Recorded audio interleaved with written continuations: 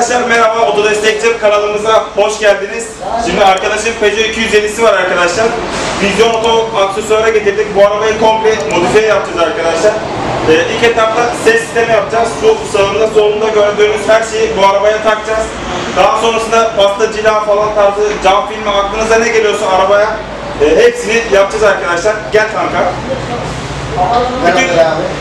Merhaba kardeşim. Bütün işlemleri Deniz yapacak arkadaşlar. Vizyon Oto aksesuarın sahibi. Ben de zaten 207 buraya getirdik.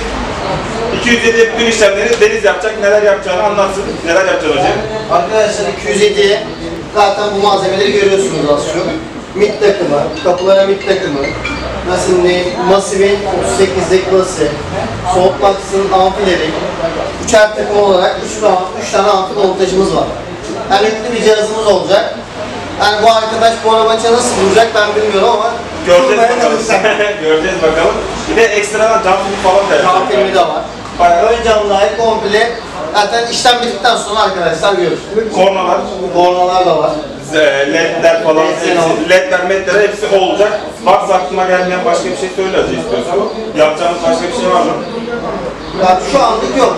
Tamam. Ekstra bir durum olursa zaten videoda olacak. Aynen. Biz videomuza başlayalım arkadaşlar. Evet arkadaşlar, şimdi Leon'a ne yaptık acı? Çakarlı sis modülü taktık arkadaşlar. Bas abi. Şu anda sabitleniyor. Sağlı sollu çakar.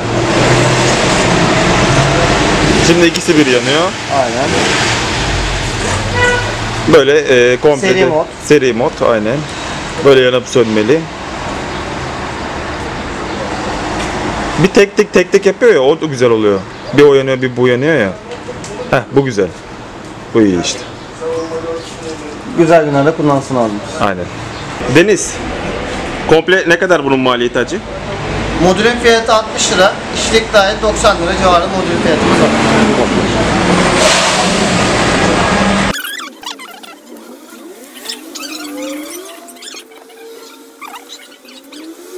Hacı şeyleri açsana, koltukları alsana, amfileri bir gösterelim. Bu arada arkadaşın arabası arkadaşlar bu. Arkada bir tane 38'lik. Burada 4 tane. Bunlar neydi hacı? Mitler var arkadaşlar. 4 tane. Ayrıca arkada 3 tane de amfi var. Şimdi bir ses denemesi yapacağız. Kanki ver bakalım biraz ses. Tabii arabayı çalıştırmak gerekiyor. Ver bakalım. Sana bir tane indaş ayarlayalım ya Erol. Ya da ne o? Double ayarlayalım. Senin double yeri bunun. O da mı gelecek? Ver bakalım müdür.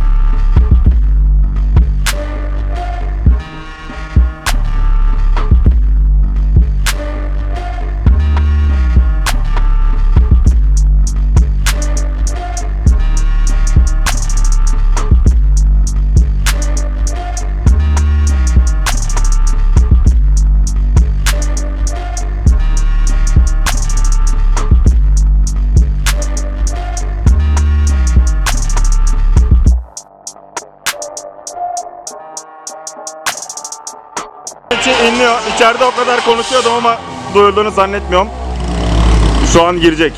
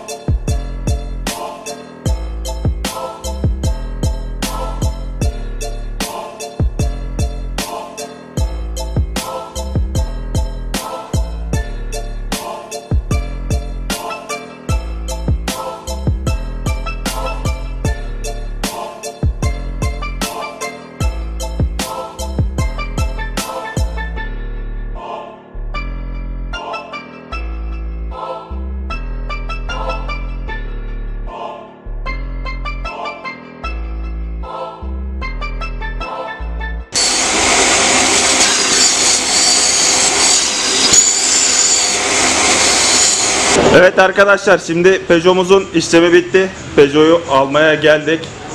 Gayet de 10 numara olmuş. Kapı yanlarından falan belli zaten. Tabaka olmuş buralarda. Aracımız gerçekten başarılı. Teşekkür ediyoruz. Çizikler var mı? Çizik mi vardı burada? Tabii çizik Komple vardı. çizik Şu an vardı. ışığı tutayım şöyle. Şey yapsana, müziği bir kapatabilir misin? Müzikten sıkıntı yemeyin. Buralarda çizik mi vardı? Evet. Işığı Çizikleri tutayım. pastacıyla gitti diyorum. Aynen öyle. Zaten burası şey olmuş ya. Arabanın üzerinde bir showroom dedikleri şey olmuş ya. Showroomlardaki arabalar gibi olmuş. Şöyle içeriye açalım. Cihazımız, Kapıyı tesisatımız burada.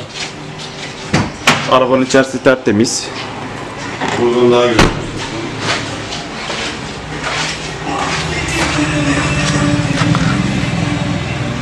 Böyle bu şekilde. İçerisi falan gayet hem temiz hem güzel. Şeylerin, basların işlerin üzerlerini bile silmişler ya. Gerçekten gayet güzel olmuş. Ellerine sağlık.